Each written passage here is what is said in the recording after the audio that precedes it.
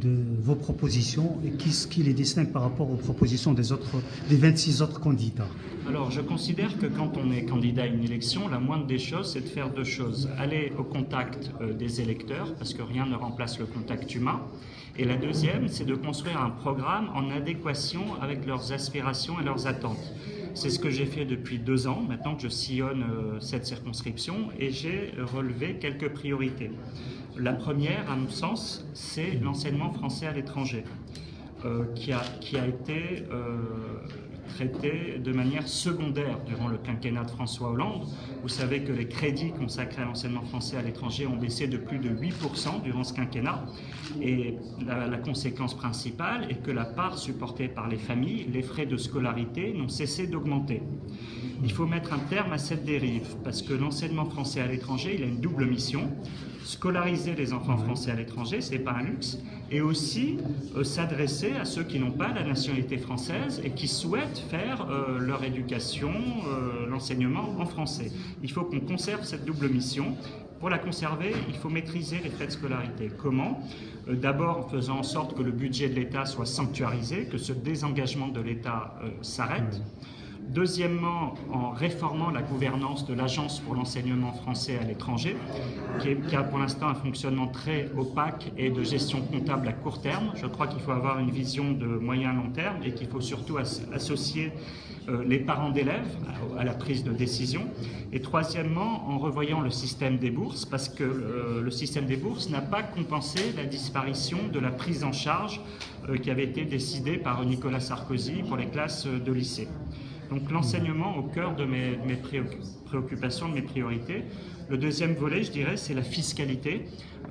Durant le quinquennat précédent, on a considéré que les Français de l'étranger étaient des nantis, des exilés fiscaux, et donc on les a assujettis à de nouvelles taxes comme la CSG, CRDS sur les revenus du patrimoine, ce qui n'est pas normal parce que les Français de l'étranger ont leur propre caisse, qui est la caisse des Français de l'étranger, et que donc il ne leur appartient pas de contribuer à éponger le déficit du régime de la sécurité sociale dont ils ne bénéficient pas. Je parlais aussi de la résidence en France que l'on a. Je souhaite qu'elle soit considérée comme une résidence principale et non pas comme une résidence secondaire et taxée comme une résidence principale. Parce qu'avoir un logement en France quand on vit à l'étranger, c'est normal.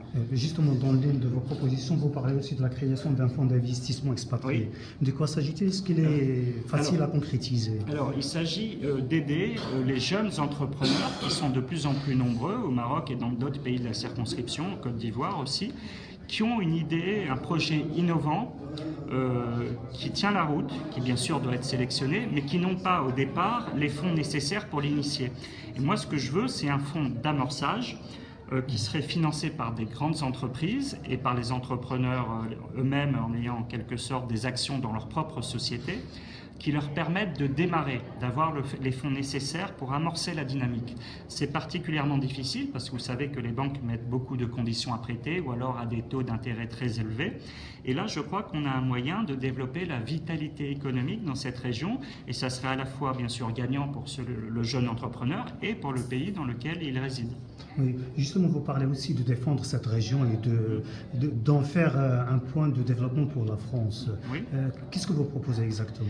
Moi, ce que je dis, c'est que la France, elle est avant tout une puissance méditerranéenne et que je souhaite que la relation avec le Maghreb soit une relation prioritaire et une relation d'un niveau politique, stratégique, ce qui était le cas, par exemple, sous Jacques Chirac, où on avait coutume de dire que la relation entre la France et le Maroc, c'était pratiquement une relation entre familles, et on était entre nous.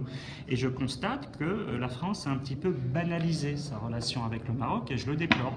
Le Maroc mérite d'avoir une politique spécifique à part entière, et non pas d'être mis dans le même moule que d'autres pays, et surtout de laisser l'Union européenne décider d'une coopération technique. Non, la relation entre la France et le Maroc, elle est politique, elle est stratégique, elle est prioritaire.